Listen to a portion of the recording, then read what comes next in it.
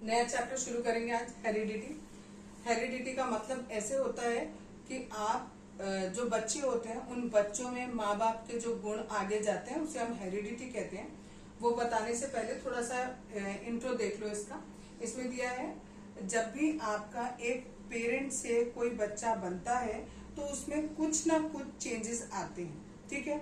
अगर हमारा asexual reproduction है तो उसमें जो चेंजेस होते हैं वो थोड़े आते हैं, और अगर वो सेक्सुअल रिप्रोडक्शन है तो उसमें जो चेंजेस होते हैं वो ज्यादा आते हैं। ये जो चेंजेस होते हैं इन्हें हम वेरिएशन कहते हैं। यहाँ दिया है accumulation of variation during reproduction, यानी रिप्रोडक्शन के दौरान जो चेंजेस आ रहे हैं वो कौन कौन से चेंजेस हैं और किसमें कितने चेंजेस आ रहे हैं। Inheritance from the previous generation. Inheritance का मतलब होता है इनहेरिट करना, मीन्स किसी से जो पहली जनरेशन के जो पेरेंट्स हैं उनसे बच्चे जो हैं वो आगे वाली जनरेशन वाले कुछ गुण इनहेरिट करते हैं यानी लेते हैं, उसे इनहेरिटेंस कहते हैं। Provides both a common basic body. जब भी एक पेरेंट से कोई बच्चा बनता है तो उसकी जो बॉडी होती है वो काफी हद तक उसके सिमिलर होती है, लेकिन एग्जैक्टली उसकी कॉपी नहीं होती। कुछ उसमें उन्होंने कहा कॉमन बेसिक बॉडी तो वैसी ही होगी, लेकिन उसमें कुछ चेंजेस भी इंक्लूड होंगे, किसमें, नई जनरेशन में। यहाँ एक एग्जाम्पल बुक में दिखाया गया है, देखो ये एक बॉडी दिखाई है, इस एक बॉडी से ये दो बॉडी बनी। अब एक से दो बन रही है, दैट मीन्स ये एसेक्सुअल रिप्रोडक्शन दिखाया गया आपको, ठीक है। एक से दो बनी तो इसमें देखो जो पहली वाली बॉडी बनी उसमें ये ऊपर का कलर चेंज हुआ, दूसरी वाली बॉडी में या नीचे का कलर चेंज हो गया। यानी देखो स्ट्रक्चर बिल्कुल वैसा ही है, जो जो चीजें इस वाले पार्ट में दिखाई हैं वही इसमें दिखाई हैं, वही इसमें दिखाई हैं। यानी जो कॉमन बेसिक बॉडी है वो एक जैसी है, लेकिन थोड़े से वेरिएशन है। इसका ये वाला पार्ट चेंज हो गया, इसका ये वाला पार्ट चेंज हो गया। इसके बाद इससे फिर फर्दर दो बने, ठीक है। तो क्या करेंगे, देखो इनका ऊपर ये कलर है, सेम कलर इन दोनों में है, यानी बेसिक बॉडी वही है, लेकिन इसमें थोड़ा सा चेंज हो गया कि जो दूसरी वाली है इसमें जरा सा चेंज आ गया। इस वाले में सेम है एज इट इज, लेकिन इस वाले में थोड़ा सा चेंज आ गया। सिमिलरली यहाँ देखो, यहाँ वाले में भी क्या हुआ, थोड़ा सा चेंज। यहाँ पर ये जो बीच की बॉडी है उसका कलर चेंज हो गया, बाकी सब कुछ सेम रहा लेकिन बीच का कलर चेंज हो गया। तो यानी यहाँ आपको ये बताना चाह रहे हैं कि जो आपका एसेक्सुअल रिप्रोडक्शन होता है उसमें जब पेरेंट से ऑफस्प्रिंग बनते हैं तो जो कॉमन बेसिक बॉडी होती है वो सेम रहती है, लेकिन उसमें कुछ चेंजेस आ जाते हैं नेक्स्ट जनरेशन में। अगर हमारा एसेक्सुअल होता है तो थोड़े चेंजेस आते हैं, अगर हमारा सेक्सुअल रिप्रोडक्शन होता है तो उसमें बहुत ज्यादा चेंजेस आ जाते हैं। कुछ चेंजेस ऐसे होते हैं जो अच्छे होते हैं, जिन्हें हम इवोल्यूशन भी कहते हैं, ठीक है। और ये जो चेंजेस होते हैं वो अकॉर्डिंग टू एनवायरनमेंट होते हैं। कुछ ऐसे होते हैं चेंजेस जो आपको आगे एनवायरनमेंट में रहने में हेल्प करते हैं, तो इसलिए हम कहते हैं कि जो वेरिएशन है वो अच्छा है, ठीक है। लेकिन अब जो आपका इवोल्यूशन वाला पार्ट था चैप्टर का वो कट गया है, तो वो हमें नहीं पढ़ना, केवल इतना पढ़ना है हेरिडिटी। तो बेसिक ये हो गया, इसके आगे का आगे बताती हूँ।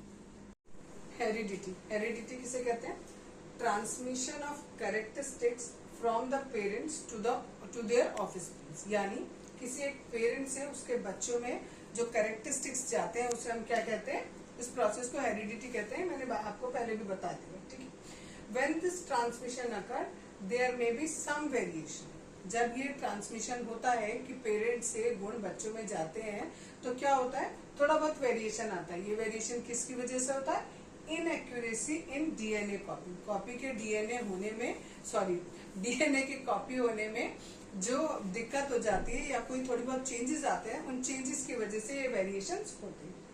अब ये जो आपके कैरेक्टरिस्टिक्स होते हैं इनको हम ट्रेंड्स पे बोलते हैं, TRAINTS, ट्रेंड्स। ट्रेंड्स दो तरीके के होते हैं, एक इनहेरिट ट्रेंड होता है, दूसरा एक्वायर्ड ट्रेंड होता है। इनहेरिट का मतलब होता है जो हमें माँ बाप से गुण बच्चों को मिला है, उस गुण को हम क्या कहेंगे, इनहेरिट कहेंगे, ठीक है। जैसे हमारी स्किन का कलर, जैसे हमारे माँ बाप के स्किन का कलर होता है, हमारे स्किन का कलर भी लगभग वैसे ही होता है, लेकिन कभी कभी इसमें आपको वेरिएशन देखने को मिल जाती है, लेकिन बहुत रेयर केस में वेरिएशन देखने को मिलती है, ठीक है। आइस का कलर, आपकी आइस का कलर जैसा होगा वैसा बच्चों के आइस का भी कलर होगा, ठीक है। तो ये हमारे इनहेरिट ट्रेंड्स होते हैं। एक्वायर्ड ट्रेंड्स होते हैं जो आपने अपनी पूरी लाइफ में जो कैरेक्टर्स आपने अपने आप इंडल्ज किए हैं, यानी आप अपने आप लेके आए हो, उनको हम कहते हैं एक्वायर्ड ट्रेंड्स। जैसे सपोज किसी को पढ़ने की आदत हो, ठीक है, तो कोई बच्चा बचपन से जब पैदा होता है तो उसमें पढ़ने की आदत नहीं होती, ठीक है, धीरे धीरे उसकी आदत ऐसी हो जाती है कि वो उस फील्ड में चला जाता है। तो इस तरीके के जो ट्रेंड्स होते हैं उन्हें हम एक्वायर्ड ट्रेंड्स कहते हैं, ठीक। अच्छा, अभी मैंने आपको बताया था जब हेरिडिटी बता रही थी कि उसमें एक चीज आपकी रूल ऑफ इनहेरिटेंस होती है, जो इनहेरिट करते हैं आप गुण, उसके लिए कुछ रूल्स होते हैं। उन रूल्स को बारे में हमें किसने बताया? एक मेंडल नाम के वैज्ञानिक थे, उन्होंने हमें बताया, और उनका क्या कंट्रीब्यूशन है ये हम आगे पढ़ेंगे। उससे पहले थोड़ा सा ये बताऊंगी कि ये जो रूल ऑफ इनहेरिटेंस है ह्यूमन बीइंग में, ये रिलेटेड है इस बात से कि बोथ जो मदर और फादर हैं वो दोनों के दोनों कंट्रीब्यूट करते हैं किसमें? अपने बच्चे में जो गुण आएंगे, उनमें जो गुण आएंगे बच्चों में वो दोनों से आएंगे, मेल से भी आएंगे और फीमेल से भी आएंगे, यानी माता से भी आएंगे और पिता से भी आएंगे, ठीक है। और जब माता और पिता यानी आपके मेल और फीमेल जब मिलते हैं और उससे जो बेबी प्रोड्यूस होता है, तो उसमें जो गुण आते हैं उसमें कुछ जेनेटिक मटेरियल होता है जो फादर और मदर दोनों से बच्चे में जाता है, ठीक है। वो जो जेनेटिक मटेरियल होता है उसे हम जनरली जीन बोल देते हैं। तो ये हमारी एक बेसिक यूनिट है हेरिडिटी की, बिकॉज ये ही ट्रांसफर कर रहा है हमारे गुणों को माता पिता से किसमें? बच्चों में ट्रांसफर कर रहा है। और हम जीन की डेफिनेशन ये भी कह सकते हैं कि ये फंक्शनल यूनिट है डीएनए का, क्योंकि जो जीन्स होते हैं वो कहाँ पाए जाते हैं? डीएनए में पाए जाते हैं, ठीक। डीएनए कहाँ पाया जाता है? क्रोमोसोम्स में। क्रोमोसोम कहाँ पाया जाता है? न्यूक्लियस में। और न्यूक्लियस कहाँ पाया जाता है? सेल में पाया जाता है, ठीक है। और जो आप कहते हो कि भाई डीएनए की कॉपी हो रही है, और डीएनए की कॉपी होने से अगर डीएनए की कॉपी होने में इनएक्यूरेसी होगी, यानी अगर वो सही से कॉपी नहीं होगा तो वेरिएशन होगी। नेक्स्ट टॉपिक है why did Mendel choose P plant. बताया अभी तुम लोगों को कि जो मेंडल है उन्होंने बहुत सारे एक्सपेरिमेंट्स किए। क्यों किए उन्होंने एक्सपेरिमेंट?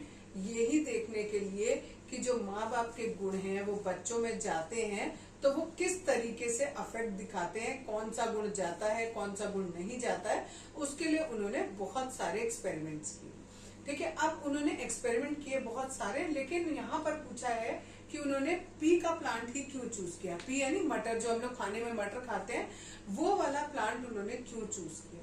तो उसका बहुत अच्छे से इन्होंने 3 कारण दिए। एक तो उसका लाइफ स्पेन, यानी जो मटर का लाइफ स्पेन होता है वो बहुत छोटा होता है। दूसरा, उसमें वो जो है वो सेल्फ और क्रॉस पॉलिनेट कर सकता है, सेल्फ पॉलिनेशन भी हो सकता है और क्रॉस पॉलिनेशन भी हो सकता है। और तीसरा, उसमें अलग अलग डिफरेंट कैरेक्टर्स हमें देखने को मिलते हैं। इससे फायदा क्या हुआ? ठीक है, इससे ये फायदा हुआ, सपोज करो अगर आप लोग हो और आप किसी में एक्सपेरिमेंट करना चाह रहे हो, तो आप क्या चाहोगे कि आप जो भी उसका आउटपुट हो रहा है, सपोज आपने कोई रिएक्शन कराया और वो रिएक्शन करके आपको आउटपुट देखना है, तो आप ये देखोगे ना जल्दी से जल्दी वो आउटपुट आपको मिल जाए, ठीक। अगर वो खत्म हो गया तो हम दोबारा से एक बार दोबारा रिपीट कर पाए उस प्रोसेस को, 4 या 5 या 6 बार हम एक ही प्रोसेस को रिपीट कर पाए, जिससे हमें पता लगे कि जो हमारा आउटपुट आ रहा है वो हर बार सेम आ रहा है या नहीं आ रहा है। इसीलिए उन्होंने शॉर्टर लाइफ स्पेन वाला चूज किया प्लांट, कि जिससे क्या हो, जल्दी जल्दी उन्हें आउटपुट मिले और फटाफट वो पता लगा पाए। दूसरी बात, अब आपको यहाँ पर ये सेल्फ पॉलिनेशन भी कर रहा है, क्रॉस पॉलिनेशन भी कर रहा है। मेंडल क्या करा रहे हैं? पी प्लांट में क्रॉस करा रहे हैं, ठीक है। दैट मीन्स वो पेरेंट से नया बेबी बना रहे हैं, बेबी प्लांट बना रहे हैं। तो अगर उन्हें किसी और के ऊपर डिपेंड होना पड़ेगा पॉलिनेशन के लिए तो उन्हें टाइम लग सकता है, लेकिन इसमें सेल्फ पॉलिनेशन भी हो रहा है, ठीक। तो इसलिए इन्होंने ये वाला प्लांट चूज किया। नेक्स्ट है इसमें तीसरा कि ये डिफरेंट कैरेक्टर्स दिखाता है। कैसे डिफरेंट कैरेक्टर्स दिखाता है? जैसे जो मटर का दाना होता है वो ग्रीन कलर का भी होता है और येलो कलर का भी होता है, ठीक है। एक डिफरेंस हुआ, ये एक कैरेक्टर ऐसा हुआ जिसमें जो डिफरेंट है। दूसरा कैरेक्टर, जो मटर का पौधा होता है, एक लंबा होता है और एक छोटा होता है, तो ये दूसरा डिफरेंस हो गया।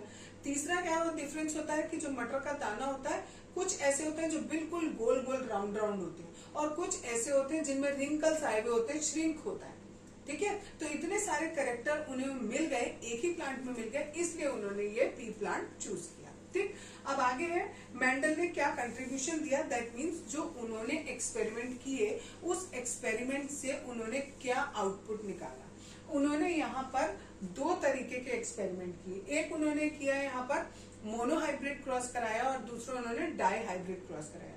मोनोहाइब्रिड क्रॉस का मतलब है कि जब इन्होंने पी प्लांट्स में एक बार पॉलिनेशन कराया तो केवल एक गुण को, एक ट्रेंड को लेके चले और देखा कि क्या आउटपुट मिलता है हमें, ठीक है। और अगली बार जब डाई हाइब्रिड कराया तो इन्होंने 2 कैरेक्टर्स लिए और उन 2 कैरेक्टर्स का आउटपुट देखा कि भाई क्या कैसे इफेक्ट पड़ता है। ये आपको पूरा समझ में आएगा, अभी आगे बताऊंगी अच्छे से, तो बहुत अच्छे से क्लियर हो जाएगा, ठीक है। अब यहाँ देखो उन्होंने लिखा ही used a number of contrasting visible characters. उन्होंने ऐसे कैरेक्टर्स लिए जो हमें आसानी से देखने में मिल रहे थे, जैसे मैंने बताया अभी आपको, राउंड होता है या रिंकल सीड होता है, जो प्लांट होता है वो टॉल होता है या शॉर्ट होता है, और जो फ्लावर होता है, एक ये मैंने नहीं बताया आपको, जो फ्लावर होता है वो कैसा, व्हाइट कलर का या वॉयलेट कलर का फ्लावर होता है, पी का ही फ्लावर, ठीक। अच्छा, उन्होंने क्या किया, डिफरेंट डिफरेंट वो कैरेक्टर्स लिए और उनके बीच में क्रॉस कराया। क्रॉस कराने के बाद क्या मिला, मोनोहाइब्रिड और डाईहाइब्रिड।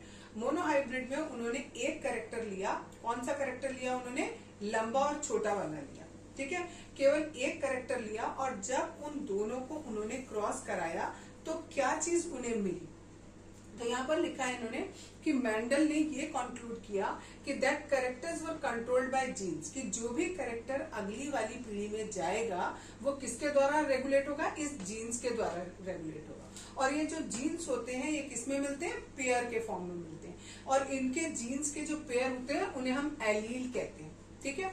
और जब 2 डिफरेंट एलील एक ही साथ प्रेजेंट होते हैं तो उनमें से जो डोमिनेंट वाला होता है वो ज्यादा उभर के आता है, ठीक है। अगर सपोज एक टॉल प्लांट है और एक शॉर्ट प्लांट है, टॉल को मैं कैपिटल टी से दिखा रही हूँ, शॉर्ट को मैं स्मॉल टी से दिखा रही हूँ। अगर कहीं पर ये 2 कैरेक्टर हमने लिए, एक टॉल प्लांट है और एक शॉर्ट प्लांट है, तो इनमें से डोमिनेंट कौन सा होगा, टॉल वाला डोमिनेंट होगा। तो यानी जब भी ये 2 लोग क्रॉस करेंगे तो क्या आएगा आउटपुट, हमेशा टॉल प्लांट आपका बनेगा, ठीक है।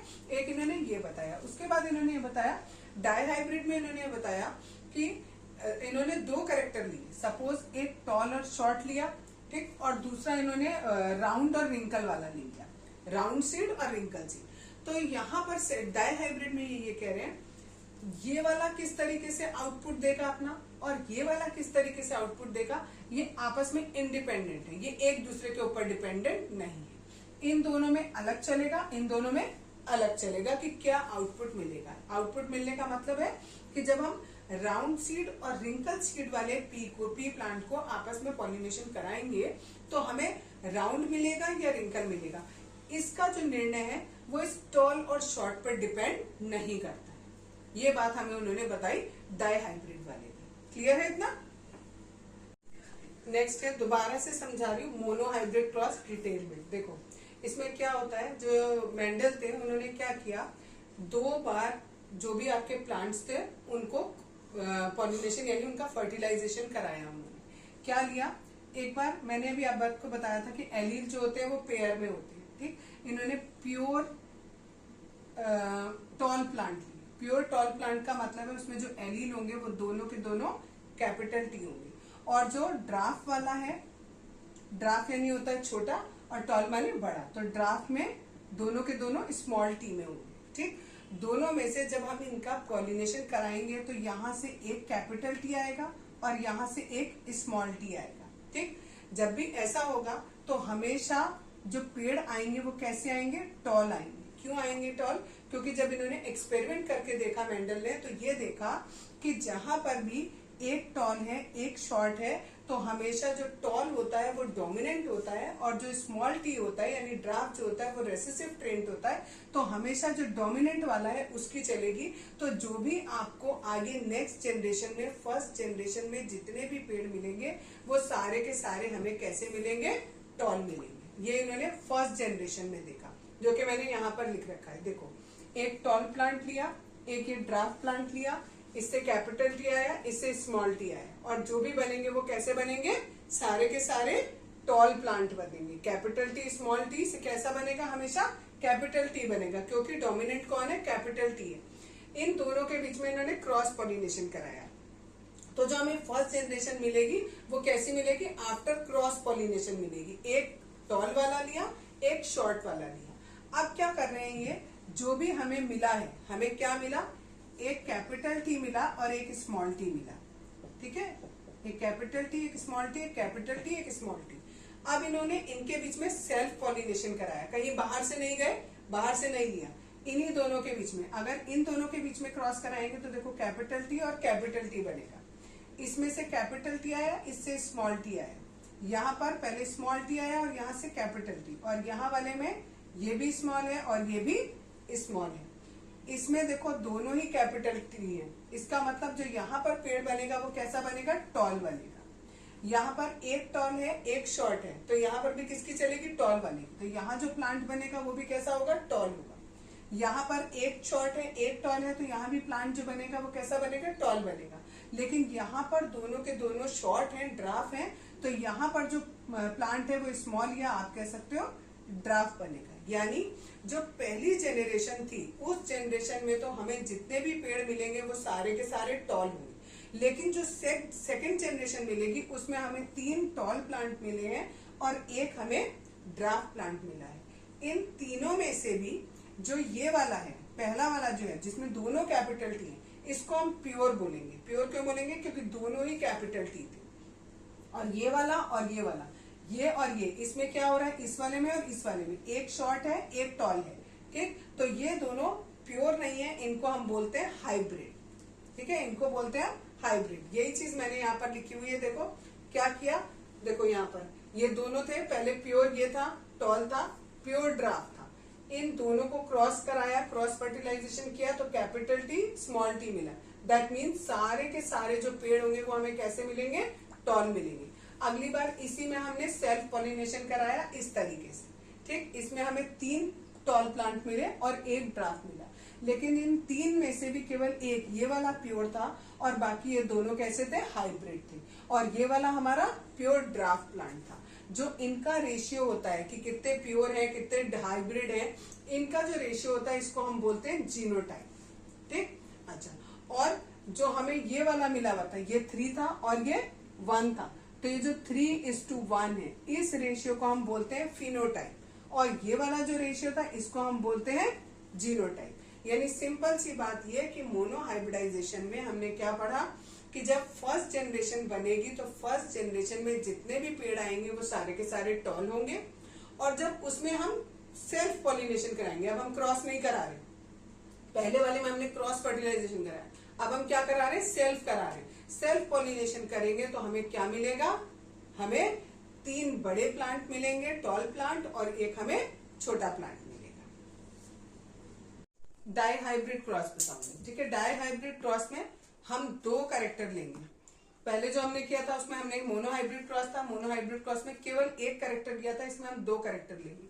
2 कैरेक्टर लिए, उनको रिप्रेजेंट हमने किससे किया है, जो कैपिटल आर है उसका मतलब है राउंड, जो स्मॉल वाई है उसका मतलब है ग्रीन, और यहाँ पर स्मॉल आर का मतलब है रिंकल और कैपिटल वाई का मतलब है येलो। यानी हमने 2 चीज ली। एक बार हमने जो भी हमारा सीड है उसका शेप लिया, यहाँ पर राउंड है यहाँ पर रिंकल है, और दूसरा हमने कलर लिया, यहाँ ग्रीन है और यहाँ पर येलो है। अगर हम इनके बीच में क्रॉस पॉलिनेशन कराते हैं तो क्या आएगा हमारे पास से, देखो यहाँ पर से हमारे पास आएगा कैपिटल आर और स्मॉल वाई, और यहाँ पर आएगा स्मॉल आर और कैपिटल वाई। कैपिटल, और जब ये दोनों आपस में क्रॉस करेंगे तो ये बनेगा। अब देखो इसमें हमारा एक लिखा है कैपिटल आर, एक स्मॉल आर। कैपिटल आर और स्मॉल आर में जो भी डोमिनेंट होगा उसकी चलेगी, और कलर हमारा या जो उसका शेप है वो वही आएगा। तो यहाँ पर कैपिटल आर और स्मॉल आर में जो कैपिटल आर है वो हमारा डोमिनेंट है, और कैपिटल आर का मतलब है राउंड, तो हमारा जो भी सीड होगा उसका शेप कैसा आएगा, राउंड आएगा। और जो उसका कलर होगा, यहाँ पर कैपिटल वाई और स्मॉल वाई आ रहा है, कैपिटल वाई और स्मॉल वाई में हमारा जो कैपिटल वाई है वो ज्यादा डोमिनेंट होता है, और कैपिटल वाई का मतलब होता है येलो। तो दैट मीन्स जो हमारा फर्स्ट जनरेशन में सीड आएंगे वो सारे के सारे सीड राउंड होंगे और येलो होंगे। जब हम इन्हीं में सेल्फ पॉलिनेशन कराएंगे, इन्हीं में सेल्फ पॉलिनेशन कराना है, यानी ये लिया और एक और ऐसा ही लिया, ठीक है, दोनों ले लिया हमने। अब उनके बीच में हम क्या करा रहे हैं, सेल्फ करा रहे हैं। सेल्फ में देखो, अब पहला है हमारा आर वाई को आर वाई से कराया, ठीक, दोनों ही कैपिटल आर है तो हमें आउटपुट भी कैपिटल आर मिलेगा। दोनों ही कैपिटल वाई है तो यहाँ आउटपुट भी कैपिटल वाई मिलेगा, यानी ये राउंड होगा और येलो होगा, ठीक है। कैपिटल वाई से येलो था और कैपिटल आर से राउंड था। तो ये वाला केस है, इसमें हमें क्या मिलेगा, राउंड मिलेगा और येलो मिलेगा। जब अगला है ये आर वाई, इस आर वाई से रिएक्ट करेगा तो क्या होगा, अब देखो हमारा यहाँ पर ये कैपिटल आर वाई यहाँ पर है और यहाँ पर हमारा कैपिटल आर और स्मॉल वाई है। इन दोनों से, दोनों में ही कैपिटल आर है तो कैपिटल आर तो मिलेगा ही मिलेगा, साथ में कैपिटल वाई स्मॉल वाई है, तो इसमें से हमें क्या मिलेगा, कैपिटल वाई मिलेगा। क्यों, क्योंकि उनमें डोमिनेंट कौन है, कैपिटल वाई डोमिनेंट है। तो इसमें भी हमें राउंड और येलो मिलेगा, यानी ये वाले में भी हमें राउंड और येलो मिलेगा। सिमिलरली नेक्स्ट वाला देखते हैं। नेक्स्ट वाले में दिया है स्मॉल आर और कैपिटल वाई, तो यहां पर देखो कैपिटल आर स्मॉल आर, तो इसमें से भी हमें क्या मिलेगा, कैपिटल आर मिलेगा, क्योंकि वो भी हमारा डोमिनेंट हुआ। कैपिटल वाई दोनों ही डोमिनेंट वाले हैं तो कैपिटल वाई मिलेगा, यानी यहां भी हमें राउंड और येलो मिलेगा, यानी इस केस में भी हमें राउंड और येलो मिलेगा। नेक्स्ट वाला जो है उसमें हमने यहां पर लिखा हुआ है स्मॉल वाई, ठीक है। अब स्मॉल वाई है, जब इनका रिएक्शन होगा तो भी हमें एक कैपिटल आर है, एक स्मॉल आर है, इन दोनों में डोमिनेंट है कैपिटल आर, तो हमें कैपिटल आर मिलेगा।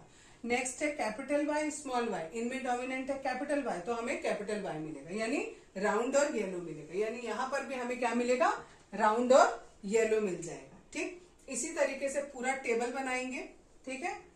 सेकंड वाला भी एक बार बता देती हूँ, आर स्मॉल वाई ये वाला, और एक ये आर और कैपिटल वाई लिखा, ठीक है। अब आर देखो दोनों में कैपिटल है तो कैपिटल मिलेगा, वाई में ये स्मॉल है ये कैपिटल है तो हमें क्या मिलेगा, कैपिटल मिलेगा, यानी यहां भी राउंड और येलो मिलेगा। ठीक, इस तरीके से हम ये पूरा टेबल बनाएंगे।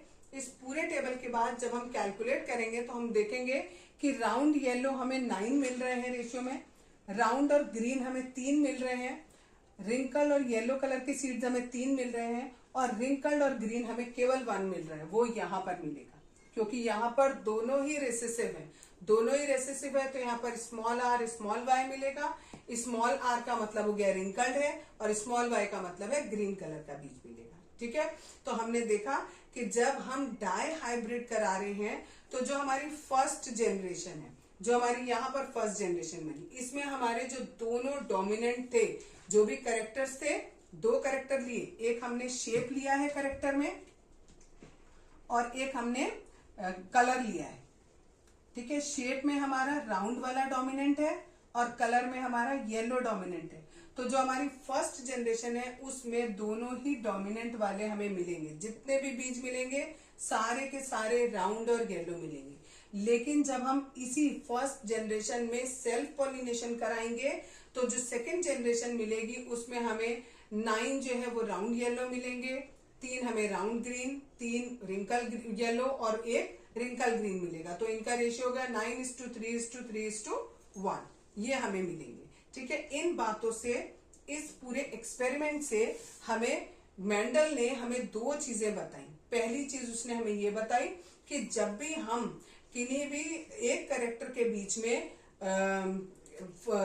वो पॉलिनेशन कराते हैं, क्रॉस पॉलिनेशन कराते हैं, तो फर्स्ट जेनरेशन में हमें डोमिनेंट वाला कैरेक्टर देखने को मिलता है।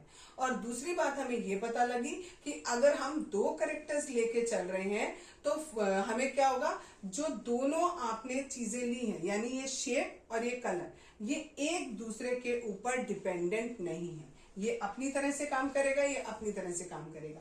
जो इसमें डोमिनेंट होगा वो सामने आएगा, जो इसमें डोमिनेंट होगा वो सामने आएगा, लेकिन ये एक दूसरे पर डिपेंडेंट बिल्कुल भी नहीं है। ये 2 बातें हमें मेंडल ने बताई। मेंडल का कंट्रीब्यूशन पढ़ रहे थे, मेंडल ने क्या क्या कंट्रीब्यूट किया। तो मेंडल ने हमें जितने भी उसने एक्सपेरिमेंट किए उसमें 3 लॉ दिए हमें। पहला है लॉ ऑफ डोमिनेंस, दूसरा लॉ ऑफ सेग्रीगेशन और तीसरा है law of independent assortment.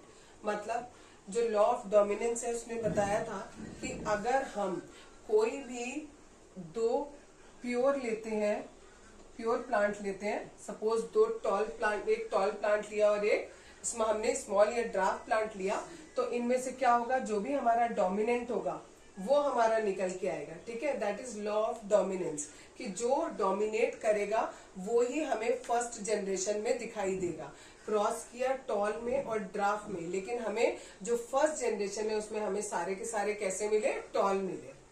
Law of segregation में मैंने आपको बताया था कि जो एलील्स होते हैं वो किस फॉर्म में होते हैं, पेयर के फॉर्म में होते हैं, या तो कैपिटल टी या स्मॉल टी या capital T small T capital T, इस तरीके से होते हैं। ठीक है, तो ये क्या हो जाते हैं, केवल इनमें से एक कैरेक्टर, ओनली वन कैरेक्टर पास होगा आगे। ठीक है, तो इसको हम क्या कहेंगे, लॉ ऑफ सेग्रीगेशन कहेंगे। और तीसरा है इंडिपेंडेंट असॉर्टमेंट। इसमें मैंने बताया था कि जब दो कैरेक्टरिस्टिक्स आप लोगे, जब दो ट्रेंट लेंगे, जैसे हमने लिया था एक येलो कलर का सीड लिया था और एक ग्रीन कलर का सीड लिया था, और एक राउंड लिया था हमने सीड और एक रिंकल वाला सीड लिया था। ठीक है, यहाँ पर येलो और ग्रीन था और यहाँ पर राउंड और रिंकल सीड था। तो कह रहे हैं ये वाला जो कैरेक्टर है वो इस कैरेक्टर के ऊपर बिल्कुल भी इफेक्ट नहीं दिखाएगा, दोनों के दोनों बिल्कुल इंडिपेंडेंटली वर्क करेंगे। ठीक है, ये हमारे तीनों लॉ हो गए। अगर हमसे कोई पूछे कि मेंडल का क्या कंट्रीब्यूशन रहा,